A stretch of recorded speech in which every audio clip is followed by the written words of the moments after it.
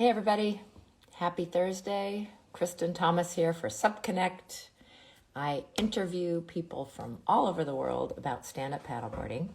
Staying fairly close to home, this is actually a good friend of mine who's joining us today.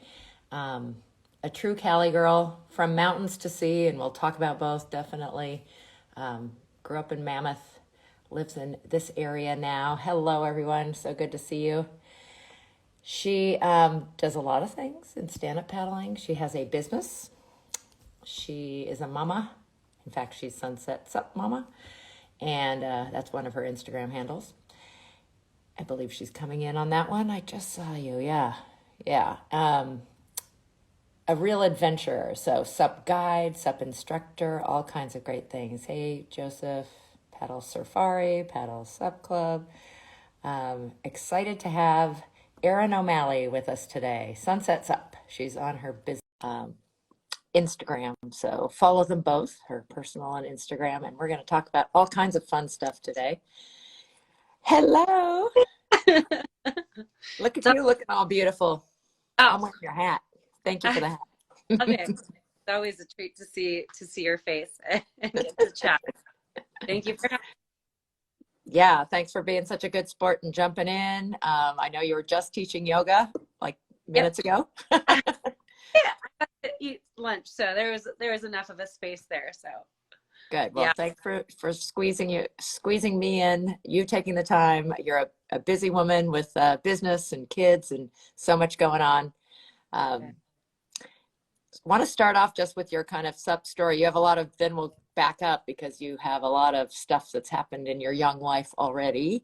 A lot of things that you're involved in. I mentioned already that you're from Mammoth. So the water has been both the frozen type and the ocean and everything in between. So where'd you find stand-up? You have a great story.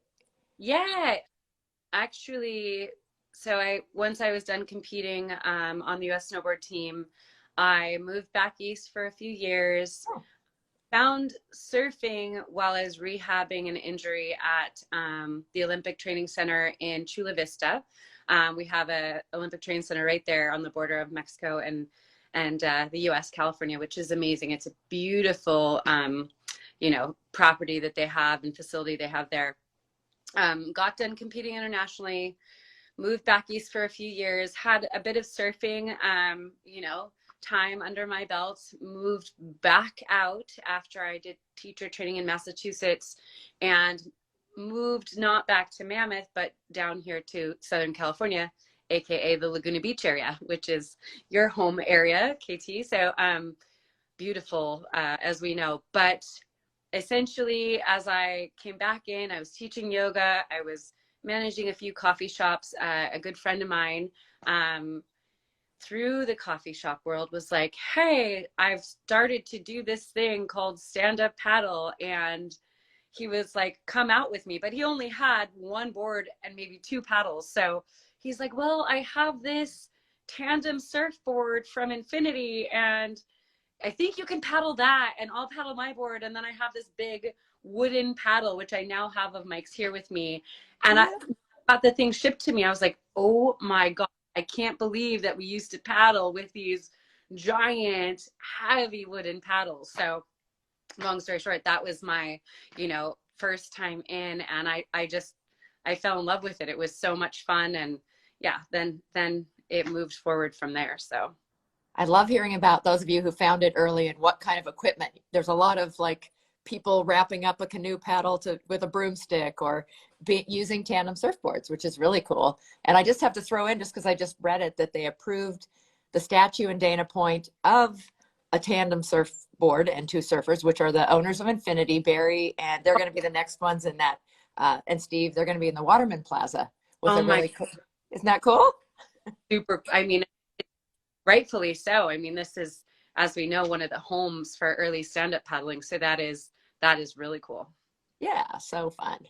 So let's back up. Snowboarding, you've lived on both coasts. You were already a longboarder, surfer, still have a love for that, I know.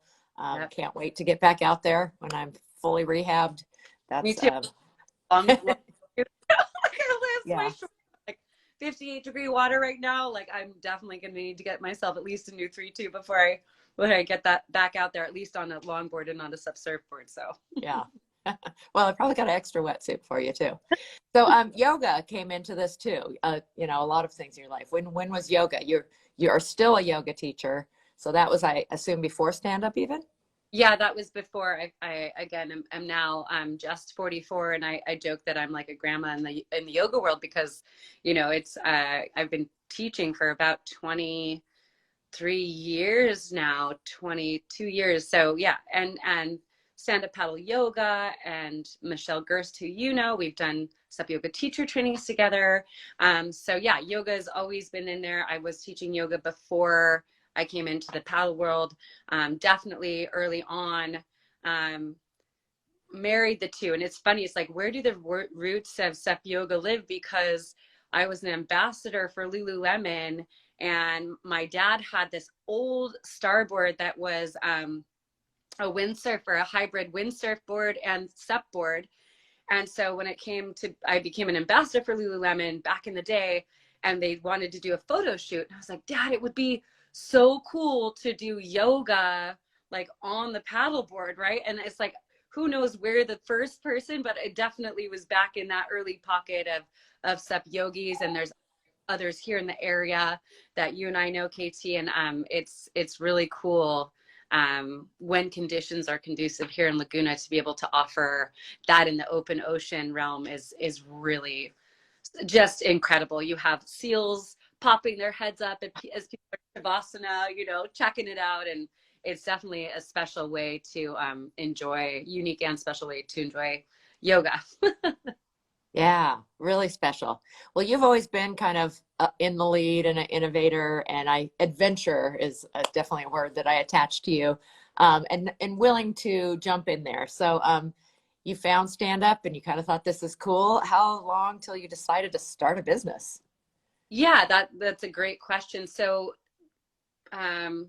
first, I worked with another company in the Laguna Beach area, and I was kind of the director for Step Yoga, Step Fitness, and did that, and it was great. I met tons of incredible, you know, paddlers who are clients and now are friends that I've known since the beginning of my teaching instructing career. So did that for a few years and just thought, hey, you know what, like I want to do this on my own. And I first went to Lake Mission Viejo, but it's a private lake, so there was a lot of funky logistics there with getting public onto the water, et cetera, et cetera. And then eventually I was like, wait, I love the ocean, like, and the ocean's right here. I need to start doing ocean, you know, step yoga lessons, tours, et cetera. So that's kind of how it started. And I mean, I have no degree in business whatsoever. I have no education in running business, but I have this passion, and I love taking people on the open ocean. So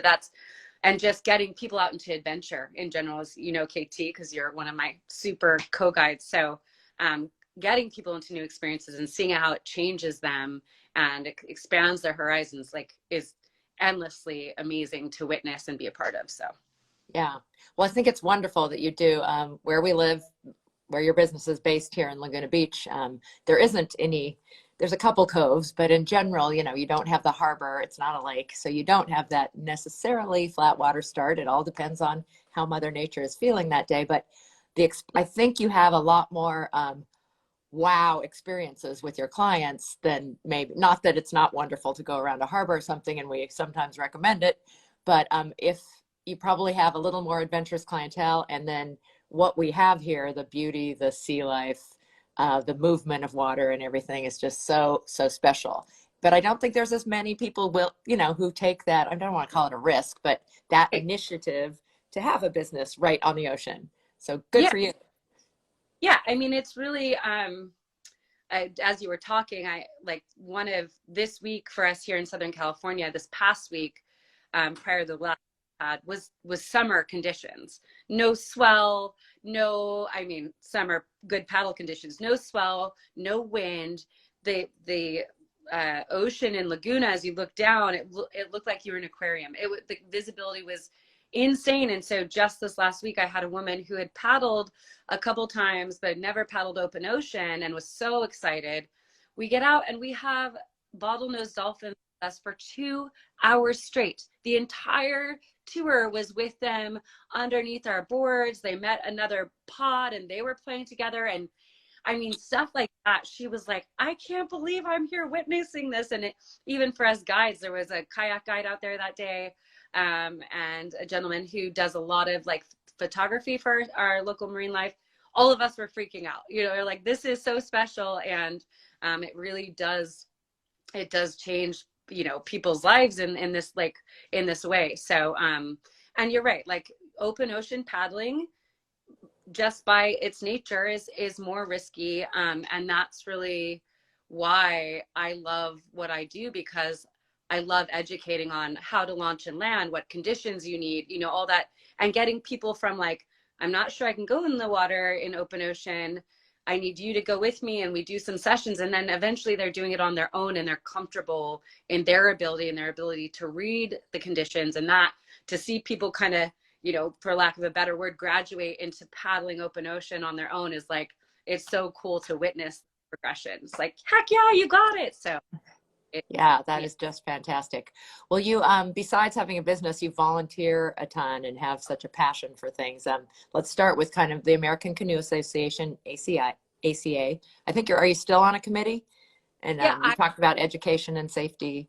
yeah, I'm still one of their, essentially I can, certify SEP yogis if they go through the training, they have their 200-hour, and they've done the level 1, 2 with the ACA. I'm a SEP yoga, one of the only SEP yoga endorsers, in the country. So, yeah, I mean, working with the ACA they're a great organization. They're super education and safety driven, which is really cool. And yeah, that part has been awesome. And it's hard to coordinate all these things. So my hope is that I get to do more of this, but I also love my destination guiding. So that's kind of taken a bigger part, as you know, Kristen. So yeah, there's so many different directions that you can go in paddling, which is really cool and neat. Well, let's jump into destination paddling and adventure paddling. I mean, the range that you have, I'd read an older bio and I wanted to add all these and there in this country, and, because, but you didn't start small. I don't know actually which your first one is, but you have such different types of adventures and sub travel. And I just think coming out of the pandemic, it's going to blow up even more. I mean, you could absolutely do it just full time, but you're a mom and have other stuff going on. So what was the first time you took people on a trip that was sort of official? I mean, you're such a traveler. I can remember the first trip, and it was to, and my business was still relatively in its infancy, but this is my home area of the Sierras. I took a group to paddle Tenaya Lake in Yosemite and the lakes around Mammoth, and we camped. It was a total, bare bones. I think 1 or 2 stayed in a hotel because they wanted cozier accommodations, but that was my first like organized trip, if you will, was to the Sierra. And then it's obviously branched off Catalina, Baja, which you've done with me, mainland Mexico, and now moving to different parts of Mexico, and also Ireland, which I'm really excited. I'm nomad. I come from County Mayo, my family history. So to go back to the motherland and work with operators there and build out a trip is like, yeah, kind of really exciting and mind-blowing. A dream. Yeah. Okay. Now, funny, you didn't mention what I think of as your biggest trip, because you could run many every year, and that's your Colorado Black Canyon trip, because you have run it quite a few times. You've filled it up a bunch of times. You've done it in different ways, from over New Year's Eve, which is for someone who's okay with, perhaps chilly weather, to Right. I think May, September dates too. Yeah. Talk about that one, just because self-supported. I mean, I just think that's such an accomplishment when you do it. Like the first time, it's like, cool. I just went camp on a paddleboard down a river camping. Yeah. And you've been part of people seeing our setup and having this like, did you bring this all down on paddle? Like, do you paddle this all in? Firewood. I think paddleboarding is on Black Canyon. They're predominantly still mostly canoe and kayak tours, right? That bring down, whatever kind of clubs or colleges, etc. So we still get these looks like when we're all piled up with our stuff, like, what the heck? That's so crazy. So, yeah, I mean, Black Canyon, I'll have to give a shout out to Matt, who was my mentor from the ACA. He literally was the one to show me the ropes, and I assisted his trip a couple times before I took a lead role in guiding. Because again, safety is so paramount for us that I wanted to know the canyon well. I wanted to know the dynamics of the river and what it took. So back in the day, we did it from Willow Beach up to Arizona, which is a slog. I mean, there's no taking wood and fancy bevies and, you know, glamping type items when you're paddling upriver.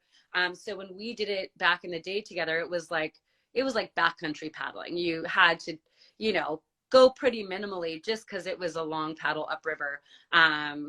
And now I've shifted it a bit just because of the response from clientele as we launched from the dam, from Hoover Dam down. And that way we can kind of load up our stuff, even though it's a paddle, we're going downriver and can bring all the nice, you know, fancy things, good beer and firewood and yummy food, you know, and not just like backpack food. So it's kind of evolved over the years. So, and yeah, this May will be our biggest crew on water, 3 guides and 21 people total. So pretty excited and like, okay, well, we're going to have to structure this well, because that's a lot of food and beverage for, you know, 3 to 4 days on water. So. Yeah, but so fantastic. And I love that your trips, I mean, you have such a range from ones that are very paddle focused and they're all about the paddling, from beginner trips to intermediate advanced trips, depending distance and whether you need to know or not. And you have the one we did together, Sayulito, which we'll do a shout out to Flow Travel. That's through another company that has trips all over the world that set it up. But it wasn't just paddling. It was all kinds of fun adventure things. But you're always up for everything. I love that. And there is joy to be found and a great experience in so many different levels of stand-up paddle trips. Yeah, I always joke that like people are like, how did you come up? I'm like, I literally just built out the trips that I'd want to do myself. That's truly how I lead things, is like, ooh, that would be so cool. Ooh, this would be fun. And, you know, giving a shout out to Docent Brewing, who's been with me from the beginning. And we do this summertime paddles and pints every Friday night. And it's not like, even then we're not in it to make money per se. We're in it to like build community and give back to the community. And I think and I've made friends from those years of doing that. And it speaks to just how community and, you know, clients that, you know, KT, that have come back from multiple trips, is because we start to become family, you know. So it's really cool to witness and be a part of. So yeah, well, you definitely are about community and building that. And like you said, so many of our clients have become friends. But one of the other things I think you are really good at is working with companies. And you already mentioned Docent, but I know you've worked with board companies. I mean, I've been the recipient of the food and drink that you do bring, because you have a certain aesthetic that's awesome, and have, like you said, good beer, good food, from bakeries to coffee shops to, I think you're with Boat right now, right? So that's your board brand. So talk about building those relationships, a different kind of community, other businesses. Yeah. I mean, I feel like, and Kristen, you're in the same boat, I think, no pun intended. Hi, Boat. We've been in it for quite a while. We've worked with different manufacturers. And I was running home to get ready for this, and I just have to give a shout out to you, Kristen, because not only are we friends, but as far as like being immersed and advocating for the betterment of the sport, like I literally was like, and I'm not trying to put you on the spot and make you turn red, but like such to me like an iconic woman in the industry. So I just had to say, like, I have so much respect, as you know, and just admiration for your part in really plugging in and doing even some of the more mundane components at times to make sure everything is moving forward and the sport's doing well. I mean, I some know your whole story, but I might have to interview you sometime soon. That's okay. But thank you so much. Really appreciate it. And I'm right back at you. I mean, we just talked about, we both do volunteer stuff with, when when I said I was really busy to someone recently, they're like, "Oh, you work full time?" I'm like, "No, or at least not paid, Yeah, not paid I work." but no, going back to your question about, yeah, looping other people in, working with companies. I mean, I really have worked with many manufacturers and have been grateful for all those relationships. And, there's manufacturers and gear components. And then there's our local aspect of, like you said, coffee, like Bear Coast Coffee and Heritage Barbecue, all these, and those watching are like, who are these people? But the point is that they have been so willing to participate and be a part of building out these rad experiences. Like, to me, I'm endlessly grateful for them saying yes. And, maybe it's not even like free stuff, but discounting it so that, it makes it viable for me to have this high end food and baked goods and, meats, etc. It really, impassions me to keep going and building out these unique experiences. And then as far as manufacturers go, just lightly to touch on boat paddleboards, I could share stories about my adventures with them and backcountry stuff, Catalina, the Sierra, and they really have rallied around supporting me. I always joke, I'm like, well, I'm 44, I'm definitely not a Barbie, that they love the stories and they love the depth of things more than this, like, outside physical essence. It's like, what's this person's story? Who are they in the industry? And for that, like, I have such deep respect and gratitude for both supporting me back in my vision of what I want to grow, individually and with them. So yeah. That's great. Shout out to them. And Murphy Photo, is that Sean? Yeah, Sean. I think he's on here. And I know he does an amazing job. Yeah, had some of, we actually quickly were working together before I was even on with Boat. I was like, so I'm with somebody else, but I checked it out. I was like, is this okay? Is that, and he and I, that first trip we did together in Catalina and then the Sierra and then Catalina again, like, just really good, solid, incredible people, like, from the art side and photography side, like Sean does, but the whole business, it feels really good to work with a company that is so innovative and supported. So yeah, if you're on here, Sean, love you, buddy. Good stuff. Absolutely. So I don't want to get too political, but I have been lucky to be invited to join you on a number of cause things too. And I do think people are very passionate and driven to support things. And we have all kinds of fundraisers, but I still have one of those no drilling shirts where we put that on. But I love, again, that there's a spirit of adventure and let's just do it. It was going to be on the beach in Laguna, and we, thanks to you, brought paddleboards out and spilled out no drilling. We had banners and and then we have advocated in a lot of different directions. PMMC, Pacific Marine Mammal Center, doing that and raising even a couple $1,000s or whatever it was for them, felt good. It felt good to give back and support sustaining our oceans locally and hopefully, on the bigger scale. So yeah, I'm always up for those endeavors. Yeah. Well, you're an incredible athlete and you do the fitness and then the yoga and all that. So we have to mention that you race too sometimes. And we miss this one, don't we? Pacific Paddle Games. We don't talk about it anymore, Kristen. It's been too many years. Well, okay, COVID, we're going to all come back, whatever. Yeah, we did miss you at Hano Hano. That's one of yours. But usually about once a year, you show your face and you do really well. So if you ever wanted to, you could definitely pursue that side of the whole thing. But I know you're just so busy with everything else you do in the SUP world. But just a shout out to what a good paddler you are, endurance and speed wise also. But having been on a major snowboard team, and I mean, you definitely have that background. Yeah, I know how to. I think that's my strength is like, I know how to just, kill myself on a course. So that probably does more for me than any of my technical skills. But well, look who's interviewing me, Katie. You were. Yeah, but I'm a fanatic about it. I paddle all the time. Yeah, with that focus, you're paddling. But it's amazing being a guide and being out there with people so often during the week. You put in some miles, girl. I don't know if you ever keep track, do you? I should, but I between that and slogging boards up and down the cliff all summer, if I saw the numbers, I'd probably be like, what the hell am I doing with myself? So I've never tracked a season of guiding, but that would be interesting to see the mileage in a year. So You should. You need to put some kind of like a tracking watch on, because you must just do thousands of miles in a year. Okay, Sky just joined us, and she has a new baby. Congratulations on Banks. And I had a boat hat on. I just want you to know. Yeah. We'll take. I have hat head too, but that's okay. And you missed the boat session, but it was all beautiful, and yeah, championing how awesome you all are, including amazing free diver and badass.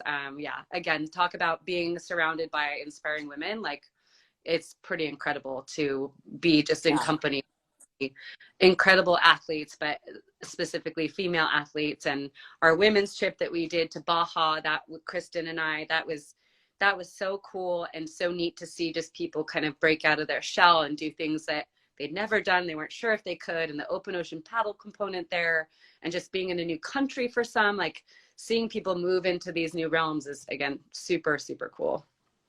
And Shelby and Sammy are on too. Oh, hi everybody. Hi, so guys. We met these guys on a trip, and again, Sky, I just have to, because she was super humble. Shelby had to tell us that she was a world record, like for the biggest fish. Yeah, I don't know. An amazing free diver and spear fisher woman, right? Yeah. But yeah, all you Florida gals, love you. Wish you were here. Yes. Oh, and there's Baja's on. So gosh, we've got a bunch of people from past trips. Love it so much. So I have to go back to trips, because you have to tell us some more about. I'm super excited for you and for future adventures. I don't know which ones, because I know you have at least a couple really big new ones, but you mentioned Ireland. So tell us more about what Ireland looks like as a paddle adventure. So Ireland, I'm lucky enough to be connected to somebody here who's a screenwriter, and him and his business partner purchased a property down in West County Mayo. So I'm sorry, West Cork. So South Ireland. He's essentially mentioned like, hey, Erin, we now have this property. We've got this huge freshwater lake, 162 acres of hiking trails, and I'm connected to, I think it is, and I might not have this exactly correct, but it's, I think Atlantic Sea Kayak or Sea Kayaking. I believe it's a husband and wife. I'm just now in conversation, and they run tours all throughout South Ireland. Supposedly there's an area where you do the paddling with the the lights in the water. Why am I drawing a blank? When it crashes and it lights up. What, Kristen, how am I having a brain fart about this? The Northern Lights? No, it's water. Lights in the water? Yeah, we'll think of it. From the it's not algae, from the little bioluminescence. Yeah. Bioluminescence, thank you. I'm like, I've been talking about this all week. So the bioluminescence, supposedly they have an area where that is in 365 days of the majority of the year. So we're going to aim to have a bioluminescence paddle, a nighttime paddle, which I've never done that yet. So that's really exciting. Touring the south area, but with Mizzen Head, which is the most southern tip, and these big, steep, crazy, stunning, majestic cliffs. And so we're just going to morph it into the same thing, a little bit of culture, paddling and sightseeing and hiking. So just a well-rounded trip that is paddle focused, but we're going to have other days where we go and adventure and just go sightsee and tourist stuff, right? Because if you're all the way in Ireland, yes, we want to paddle, but yes, we want to see the landscape. So I'm really excited for that. And then the new trip to Bacalar, which I had no idea about until I was just last down in Puerto Berta, Sololita area. This woman I happened to sit next to said, oh, you guide paddleboarding, you have to meet my friends in Bacalar, you have to go paddle there.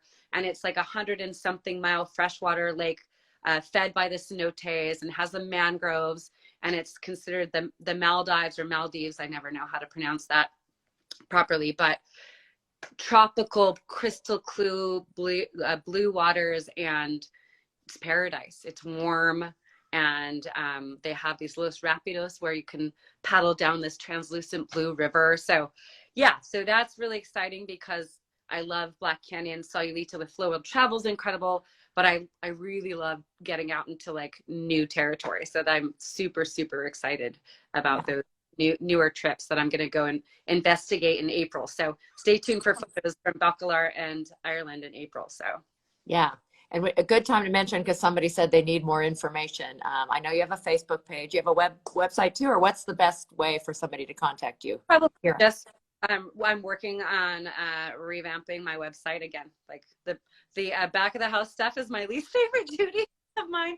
So the best is probably just our Instagram, Sunset Sup is the quickest and easiest to, because we'll always post events there. We'll always post trips there. So that's the best way to keep in touch regarding upcoming events and destination trips. So great. And as you get the details, I can also put them on the Facebook page for Sup Connect Live. Yeah. It takes a village. That's right. Get the word out. But yeah, I mean, I think often I've gone on trips and people are like, how'd you find out about that? Where is that? I mean, we still need those sources of information. Well, I want to get back to kind of you. Great story about how you started on the tandem surfboard. And so that was, do you remember when? Like 2000, early 2000s probably. It had been early, like 2000, well, like 2010, 2011. Yeah, so about a little over 10 years ago is when I surfed in my 20s, as I said, during my time on the U.S. snowboard team when I was rehabbing injuries down in San Diego at the training center. But yeah, my full dive into doing paddle and teaching paddle was 2010-ish.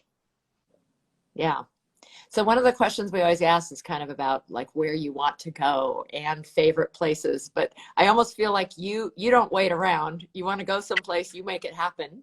Yeah. You go there. I know you're a North Baja gal, and that's one of the places. But are there some still like, pictures you've seen or places that you haven't been yet that you'd love to go on your own or build a trip around? Yeah, I mean, I think going, just because it's always been something, is going to the Maldives in that area. I just feel like I've seen photos and it just looks like otherworldly to me. So the Maldives, or Maldives, would be one. And I mean, that's the cool thing about paddleboarding, is that if you have a body of water and there are reasonable conditions, you can go anywhere. I want to go to South America. I want to paddle Patagonia, New Zealand. I mean, it's endless. I've paddled. One of the coolest trips that I did that was personal and not for clients, which I want to build, is along the coast below Naples, Italy, and the Sorrento and the Amalfi Coast. I paddled there by myself, and when I did it, I was out visiting a friend, and it was winter time, so there were no like board shops open. So I couldn't have my friend join me. I had to go paddle out by myself. And there's these cliffs that are so massive. You feel like you're this big and you're just paddling along the coastline in the, let's see, what would that be? The Mediterranean Sea. And these fishermen would pass me like, what the heck are you doing? Like, cause nobody else was out there, but the environment was so striking that I really, Italy would also be very top on the list of getting a client trip back out, because that was beyond gorgeous. And of course, the Italian food is one of my favorites, so hard to pass up. Yeah, well, that's, a lover of life, and all those different things do add up, and they're important together. So you've done a lot of things in stand-up too. Is there any aspect to stand-up you haven't done? Are you wanting to try winging or foiling or whitewater? Or yeah, I want to try whitewater for sure. And the foil thing, I'm like, I don't know. It seems cool, but I wouldn't say that that's at the top tier. What I would really love to do, and anybody listening, including you, Kristen, I'd like to do a bigger like multi-day trip, like in the Boundary Waters up at the top of the US, something like that, that it's really, or like Matt, my mentor in ACA, the sea, what is it? Something to see, like they work with that nonprofit to, and they do the like, the portages and doing something like that takes a lot of organizing and logistics, and you're really in the back country.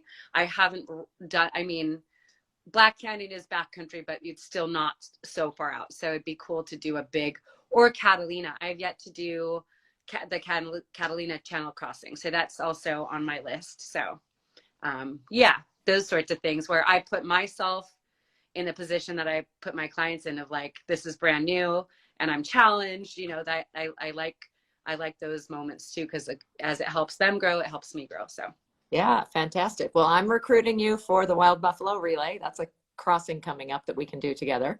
okay. And you've got a couple invitations to Canada from someone here, and the Lake and Company. They sell boards up in the Midwest, and they said the Boundary Waters are in their backyard. Awesome. Okay, book my tomorrow. She'll be on her way. So you could give us tips on so many different ways, but we've talked about how not everybody has their business on an ocean, and going through waves is something that is sometimes intimidating. So maybe some tips, the do's or the don'ts or both, about going out in the ocean, going off of a beach where there is some wave action. Right. So I think one of the best things to do if you're, regardless, and Kristen will back me up on this, if you're paddling a new body of water, a new area, it's the first just to get intel by a professional or somebody who's in the know in that immediate area, whether it's a paddleboard shop, a surf shop, lifeguard, anybody, you know, who has actual intel on the weather, that the predominant weather in that area, or things to consider. I think that is the best thing, right? It always worries me when I see people come down and they've gotten boards from wherever and they're just headed out and sets coming in, and you know, it can be quite precarious. So as far as specifically to ocean, or really anywhere, is get apps like Windy, the NOAA app, so you can see what the swell forecast looks like, what the wind forecast looks like, the direction of the wind. Having and knowing how to utilize those apps makes it so much better, because you already have like, okay, weather is and waves are conducive for today, or no, it's, you know, 20-mile, 30-mile offshore winds. Like, I don't want to get blown out to Catalina, you know, so that paying attention and using weather apps is like really, really important. And then again, I'm thinking of Sean Murphy right now, because I had to do an REI like 101 with boat, and I said the water tells you a story, and he heckled me for the whole rest of my trip out there in Florida, saying the water tells us the story, Erin. But it's totally true, because like, for instance, in our area, KT, we have a lot of reef and a lot of rock, you know, and people will sometimes start to launch in a rocky, reefy area. And if they knew that seeing the boils and the movement meant that there was hard structure underneath, they would aim towards a sandbar, etc. So knowing what it looks like when water is moving and there's danger, there potential danger underneath, is one. And then learning how waves work, and sets and lulls and windows for you to launch and land. And that, like, say for instance, with my inflatable boards in my fleet, which I love, they're not really meant for surfing. So therefore, like with clients, we try to have them come in behind the wave, not with the wave, because they don't have rocker like a surfboard or sub surfboard. So if they get picked up, man, that nose is going in and they're catapulting. So, you know, that kind of stuff, I think is the most important when you're getting ready to, you know, be in the ocean, and making sure you're a strong, secure swimmer, and that you are comfortable if you get knocked off your board and you have to swim forward, and if you don't have a leash on, things like that. And I've adapted this, like, you know, hand signals for my clients as I'm teaching them, so I can help them by my hand signals gauge the timing of coming in through the surf, you know, because as they're coming in, of course, the waves are behind them. So it's hard for them, being brand new, knowing. So I give hand signals, helping them to understand the timing and making it safe for them to land back on shore. So best advice is go with Erin, have her guide you the first time. But really it is, I mean, living in a tourist community, it's not just SUP, but we have deaths every year that are so avoidable because people who don't know water, who don't, you know, not sometimes not even inland water too, but just there's so much to know about water and weather and all the things you talked about. I love all those apps and everything. Great tips. Let's jump to equipment. Actually, I think of some of those apps as almost part of your, I love it, the British term kit, because we don't really Yeah, have a word for that. Like what's in your kit? Like right. what you, for your different types of paddles that you do and take people on. Yeah. So, and again, I know there's a lot of like the buddy system versus not the buddy system. I will say I do a lot of solo. I enjoy solo paddles, and I will go paddle quite a distance at times off the shoreline. But in those times, I have a lead on me. I have my PFD. I have my phone with me, so I can call if some emergency comes up. So I will say that when I'm guiding, always PFDs for everybody, of course. Leashes, depending on environment. Dry bag with phone in there, to call in case I've often had to call for other people's emergency on the water. So it's always good to have a way to communicate if needed, if of course you're in an area with service. And then, bigger trips, obviously an emergency kit, depending on the area, like the inReach is a good idea so that you can make a GPS emergency call. All of our typical things, making sure we always have water source and enough water, especially depending on the environment and how hot it is where we're at. Yeah, and that's in my general kit. And then of course the basics of like making sure that we have layers that we can layer up or down with, depending on the year, and sunscreen, hydration, all of those basics are always in tow. So.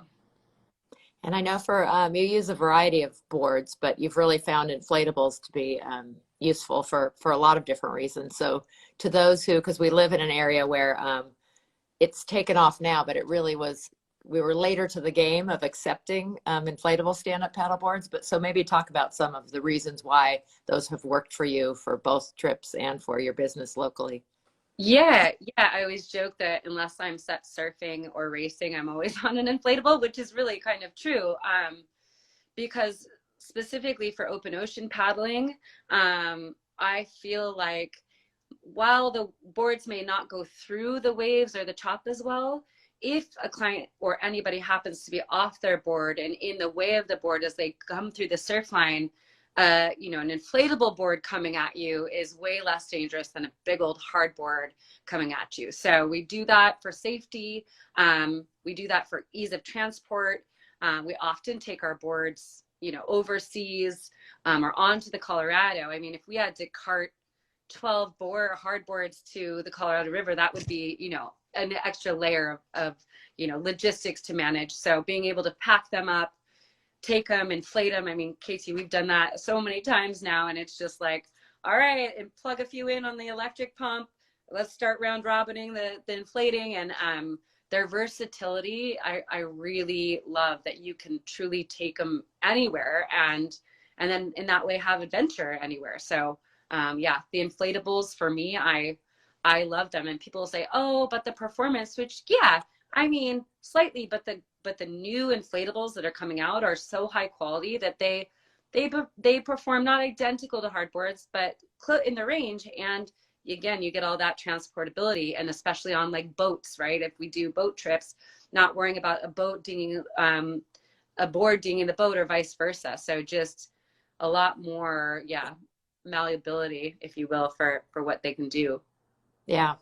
I mean, I'm surprised I still tell people like it's easy to fly with. They're like, really? I'm like, yeah, you just treat it like a suitcase. So if you're going somewhere with water, you can throw extra stuff in it too, because they usually weigh maybe 35 pounds. And then you can throw in your fins and your mask or the Totally. towels or the extra stuff, and mine happens to be on wheels. So I can be really lazy and I think it's great. If you're on Southwest, which has 2 pieces free anyway, you're Yeah, not even paying any extra. So, and a travel paddle, a 3-piece paddle that goes in the bag is always a handy thing too, to not have to deal with that. So I have found them, and I've even raced with them. So yes, I know it's not the ideal, but hey, if it gets you to some island, how fantastic is that?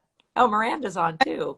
and Kaylin. we carted down kayaks down to Black Canyon. It's a feat. Yeah, man.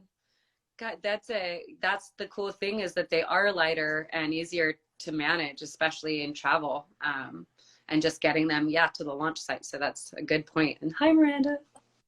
And for camping under the stars, you take the fin out and you've got already a pad. It gotten you off the ground a little bit.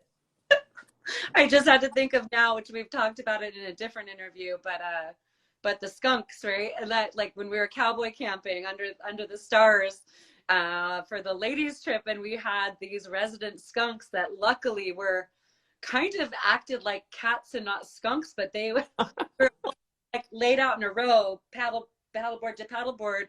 And these skunks, man, the minute that we went to bed, they would like run circles, they dive around. I think some of them were snuggling in between the girls and like up towards their head at one point. And it was, but yeah, cowboy camping on boards is so nice because if the weather is conducive, then you don't have to worry about, you still want to bring your sleeping pad because the boards aren't that soft, but you don't have to bring a tent, and that saves on a bunch of weight. So the cowboy camping under the stars is always, at Black Canyon specifically, is one of my favorite things. But you could do it on Catalina Island or anywhere where you're not dealing with like snakes, bugs, creatures that you don't want snuggling with you. This is true.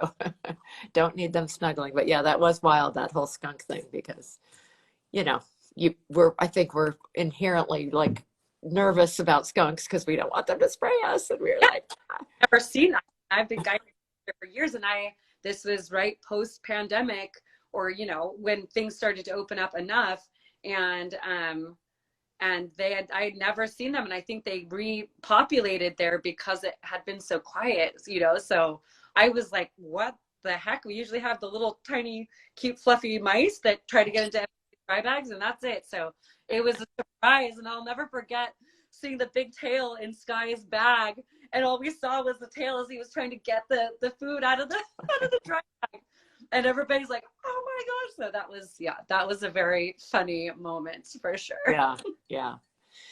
So you got hooked on SUP early, you built a business around it. Is there anything you've learned, or what would you change anything in your approach if from what you know now to tell yourself at the beginning? Yeah. So I think that the biggest thing that I'm realizing is I love guiding out of Laguna. I'm planning to stay, but I'm realizing that because it's such a dynamic area with it being open ocean, that often we get shut down for swell, for storms, for wind, and that to actually run a consistent business and have like other people helping me guide, it's challenging. So not that I'm going anywhere, but I would eventually like to be somewhere, say Mexico, where there's an area that has protected waters, and I can run more consistent business, because that's been the hardest piece, is having to, gratefully at the whim of Mother Nature, but she does what she wants, and so often we have to adjust course and we have to cancel clients, which we're happy to do so because safety is first. But that would be, if I didn't start here, I might like look at planting myself somewhere else for the start of the business. But it's also why I'm looking at, diversifying into a lot more destination trips where I know that where we're headed has good conditions for the time we'll be there. So. And part of doing something, being something new, not to be negative, but we've had, like other places, this town has had its challenges about what do we do with stand-up paddling? What is it? How does it fit in? And for instance, we still need to remedy the situation in town that for stand-up paddle guides, they have all kinds of rules. And do you have to pay an annual fee, I believe?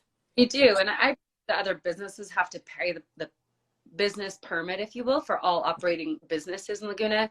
But we have like an ordinance, like a legal ordinance that we're bound to, and no other ocean entity. No kayak, no surfing, and nothing. I don't want to at all negatively affect them, but they got a little carried away with stand-up because they didn't know what to do with it and made more rules around it. So we're running into this in other areas, access and not knowing what to do with it. And education is needed often, but you're the person to do that. I know at one point they were going to limit when you could do lessons or guide. Easy. So what, you want the tourists to go out by themselves instead of having a guide? Well, this makes no sense. That was one of the biggest things, and I'm not trying to put Laguna Beach on blast, but Yeah, no, it's just as an example of what's happening in many But places. that like we're only bound by this ordinance if we're guiding. If we're renting, I can throw 70 people on the water without supervision, no problem. I'm like, how is this in the safety realm? Like, you should be championing, even if it's a number of things where it's like ratio of guide to paddlers, no problem. We can replicate that all day long. 4-to-1 is a great ratio for open ocean paddling. But the fact that we're bound to no more than 8 clients at any time makes it really hard, because when we have bigger groups, we either have to partner together with other operators or we have to say no, which is kind of unfortunate. So yeah, it doesn't make much sense. And I know we've talked about going back and trying to remedy it, but we're both busy women out other things too. So yeah, we'll get to it. We still have that date with the city council or planning commission or whoever it is that we need to go see. So any parting like thoughts? I mean, you know how much we've talked about Blue Mind before. I always bring it up, but we're addicted to water and all the good that water brings, whatever kind of water it is. We're just so lucky. Thoughts on, I mean, your story about last week and dolphins just hanging with you for 2 hours. I mean, talk about bliss. Whoa. I know.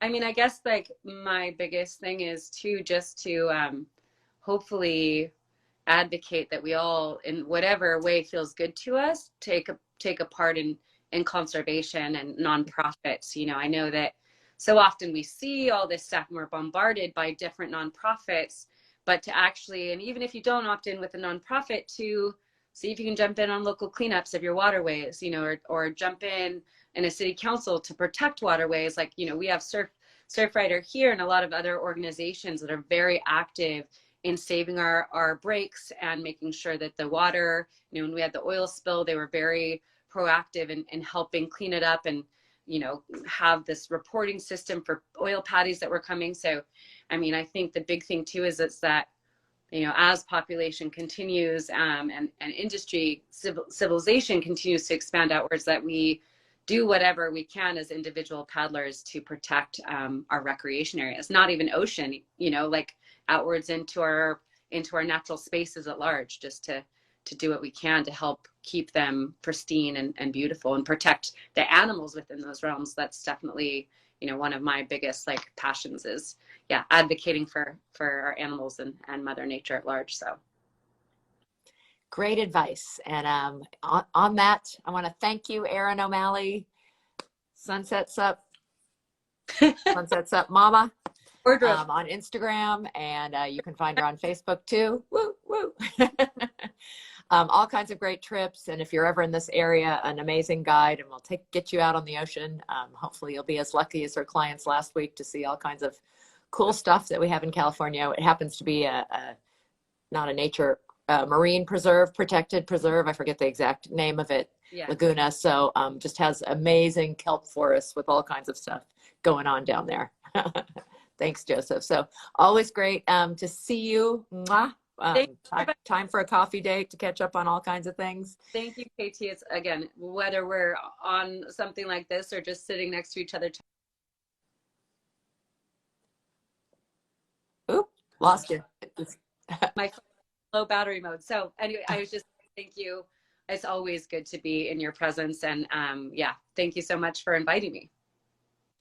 Right back at you. So everybody remember this. Tell people it gets recorded right away, IGTV, and then it will be on a couple of YouTube channels within a couple of days. I'll post it in our Facebook group, which is #SubConnectLive. Bye, Erin. Take care. Bye. Hope to see you soon. Bye, everybody. Thanks for joining us. Bye. See you later.